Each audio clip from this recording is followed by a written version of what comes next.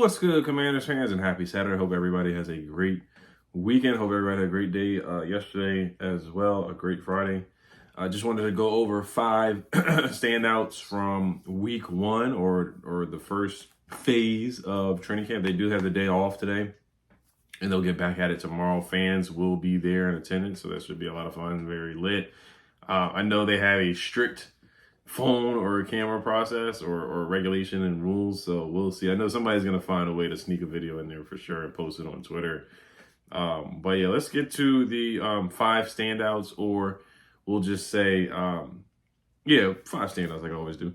All right, so let's go with Mikey Sainristil first, man. People have really been ranting and raving about Mikey. Mikey had an interception off of a tip pass, and basically it was like a pick 6. Mitch Tischler said that he high-stepped into the end zone after the interception. He's had really good coverage in the slot so far. Another thing has really stood out is his physicality. And I talk about this all the time, how Nick Saban said that Mikey was pound for pound the best player in the draft. And he basically had a welcome to the NFL moment for Jalen Lane, where he just blew up a screen pass and Jalen Lane was supposed to block on it. And people were saying that if they were tackling, of course you can't tackle right now in training camp or practice at all, Mikey would have basically pressed him out, pancaked him, bodied him, big boyed him in that play. So yes, it's a welcome to league moment for Jalen Lane, but it's showing that just how physical Mikey is. And that's going to make Jalen Lane better. That's going to make him better. That's going to help him improve in the blocking game for sure. But it just shows how physical that Mikey Sainristil is. And it's just great for us that Mikey can go into the slot where he was at Michigan. And now we have Trey Amos starting on the outside. Marshawn Lattimore starting on the outside, where last year we just had some deficiencies, to put it nicely, at the cornerback position or personnel, where Mikey had to do multiple things. He had to play on the outside, where he went up against Jamar Chase and got cooked on his first play, but he got better throughout the season. You look at the Lions game, where he was running routes for guys and getting interceptions in huge playoff moments and playoff games. So Mikey certainly stood out. There was another play where Mikey had great coverage for Linnell Willingham on Debo on a slot fade. JD5 made a perfect throw, but he didn't complete it because Mikey was right there. So Mikey has definitely stood out. He had a great rookie season, and he can have a sophomore leap, just like Jaden Daniels should be having as well. So he's the first standout. Second standout, let's go to Chris Moore. Let's go to Jakori Brooks, man.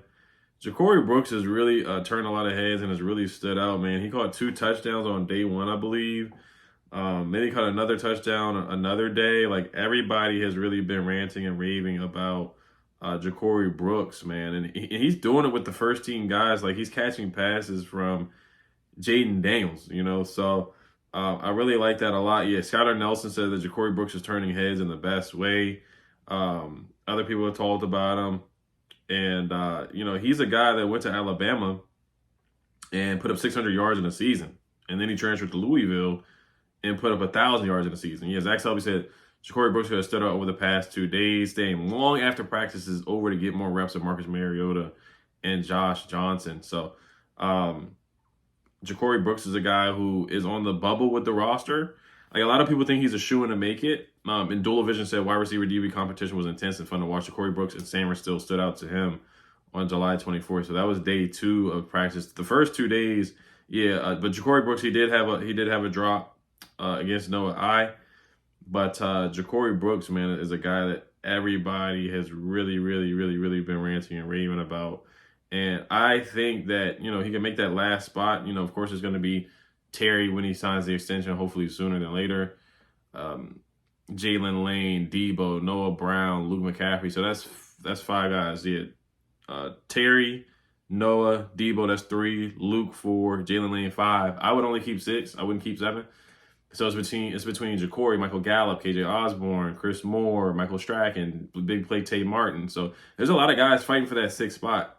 And we already have a punt returner with Jalen Lane, so it's not like you have to really keep a special teams guy on there unless you really want to keep a gunner or something like that. But Jakori Brooks, if he keeps it up, he just has to show in the preseason games. If he can have like a Mitchell Tinsley, Cam Sims type of performance in preseason, I think he has a legitimate shot to make the roster. Now, it's an uphill battle because Michael Gallup, I think he can make it over Michael Gallup for sure. I really do. But it is going to be a tough competition because these guys have been in the league. Like, KJ Osborne has been in the league for years and years and years. Same thing with Michael Gallup. And Zach Selby writes that Brooks is a long way from earning a roster spot on the 53-man roster, but he certainly helped his cause during the first 2 days of camp. I just say it's tough because the veterans, we'll see how Dan Quinn does it, or Adam Peters, or the evaluator Cliff Kingsbury, how they make the decisions. But of course, it's just tough for him to make it against the guys who have been in the league for multiple years. And I get it. You know, a lot of teams go with the youth rather than veterans that have been there for a long time and have some injury history and retired and stuff like that. But we'll see. So, Zach Selby said that he caught 3 touchdown passes on Wednesday and Thursday with those throws coming from Jaden Daniels and Marcus Mariota. He's also put in extra work after practice after he spent time with Marcus Mariota and Josh Johnson on Thursday. Let me see. Is Jakori Brooks the one that made Marshawn Lattimore slip and fall like an AI crossover? I think he is the one to do that. But I want to make sure before I move on to the next person. Let me see here real quick. But I really think he is the one that made Marshawn Lattimore slip and fall. Unless Lattimore, he beat Lattimore on a slant from Daniels as well. That's some people are writing up. So yeah, Jakori Brooks, man, he definitely started. His stock rose for sure. All right, so number 3 on the list for me is let's go with not Chris Moore, but I'm gonna go with Noah. Actually, Tyler Owens. His stock has really rose. His stock has really rose as well. I'm gonna talk about him briefly. But Debo, I think his stock rose. I mean, not stock rose, but he's really stood out. I mean, he had the touchdown catch, first play from Jaden Daniels. He's looked really good, really fluid. And he beat Tyler Owens in coverage on that first play. The chemistry with Debo Samuel and Jaden Daniels has really, really progressed as well. So we really need him to step up as well with Terry being out. So other guys have stepped up, and Debo's one of those guys that has gotten that connection with JB5. All right, so Trey Amos is another guy that has stood out. People have been ranting and raving about him. He did have an interception from Jaden Daniels in the end zone. Some people, Zach Selby said that there was a pass and there was a penalty on that play. But he has been sticky. He's been good as advertised. Many people have been raving about him. He's been sticky in coverage against Debo and other players as well. So he's a guy that has been starting already as a rookie. You know, they like to have guys compete. Like they're having Josh Connolly compete and play with the second team. I know how they have Trey Amos interchanging with the second team, but Trey Amos has played a lot with the ones already. And people talk about his sticky coverage and how he's really good at not getting pass interferences.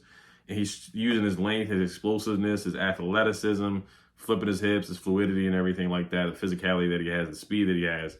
And he just has the strength and the length that we really need, that we just haven't had at the quarterback position, especially from a youthful cornerback position as well out there. So he had a really nice pass breakup against Luke McCaffrey on the goal line as well on Thursday and got an interception. So good to see that from Trey Amos, the rookie out of Ole Miss.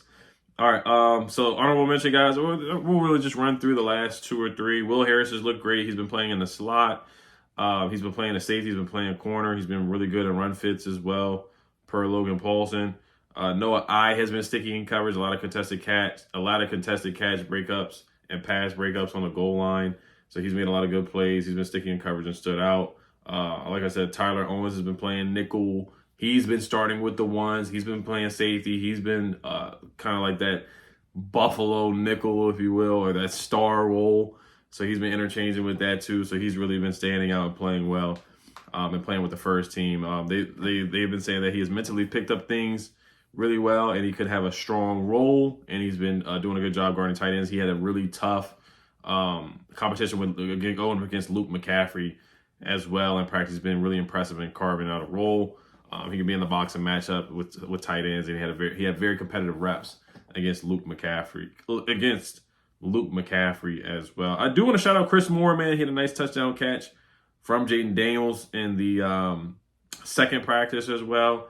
And then also I do want to shout out Jakori Brooks, JCM, Bill. It's tough to get a lot of stuff or to really evaluate a lot of guys and a lot of running backs in practice, but Dan Quinn talked about how he can just square his shoulders and go and just be really shifty. So Dan Quinn did give JCM a shout out, even though he said it's tough to evaluate. He wants to see when the pads come on. But JCM did score a touchdown. He's been very quick and elusive as well. And we have seen some Ben Sinnott sightings. He caught a touchdown pass on the red zone drill, so that's good to hear from him. And then also Von Miller has still been showing the speed, and Laramie Tunzel did a great job shutting down Dorrance Armstrong as well. But yes, you can see the defense has won the first 3 days from what I'm hearing.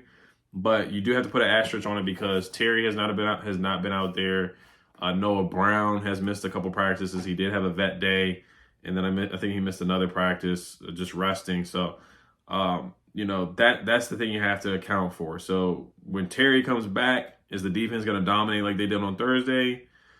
There may be some days where they still dominate, but not many. And I'll just say that, and a lot of people are saying that a lot of the drops, like Michael Strachan had a drop, and they said, or people were saying, like Logan Paulson was like, Terry would have caught that. I've heard multiple people say that some of the drops that like Chris Moore has had a drop, and then like Terry wouldn't have, like Linnell said that Terry would have caught that pass. So different instances like that is where we are missing Terry, and it certainly shows already in practice. But Jaden Daniels has made such things happen, make some shake. First play of training camp, he made a nice pass to Deebo Samuel. So the offense has still made things happen, made plays happen. It's good to see that Ben Simmons has been making some noise. Luke McCaffrey has been making some noise so far. But the standouts so far clearly have been Jakori Brooks, Mikey Sainristil, Trey Amos, Noah I, and Chris Moore, Tyler Owen. So those are the guys who have definitely helped their stock so far. KJ Osborne did have a nice catch as well, so I'll give him a little shout out. But those are the guys that have stood out so far. So you guys let me know what you guys think. As always, Hello Commanders. Have a great weekend. Oh, shout out to the DC Divas, man. They play at 2 o'clock today. So I may go to a watch party today. They got one of like Glory Days. They actually have one at Crystal City Sports Pub today too. So I may mess around and stop by one of those places, LVA, and enjoy the watch party. So, all right, you guys have a great weekend. Peace. Well, I do want to give a quick shout out to Lattimore. Lattimore has been impressing as well.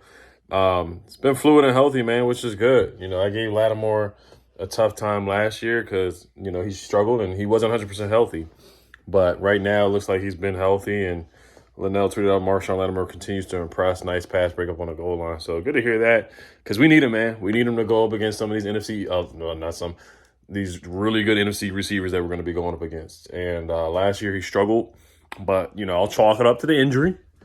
But I think he will be a lot better. You can just look at the clips, man. He's moving a lot more fluidly. He's running a lot more smoothly. And I think we're going to get the Marshawn Lattimore. There's a possibility we can get the Marshawn Lattimore that we traded for, that we gave 2 picks up for. So I'm excited about that, man, to have Lattimore, Amos, and Mikey Sainristil. That's a huge improvement from the cornerback room that we had last year. If we can get, Marshawn Lattimore from 2 years ago, that would be great. That would be awesome for this defense. All right, guys. Hello, Commanders. Peace.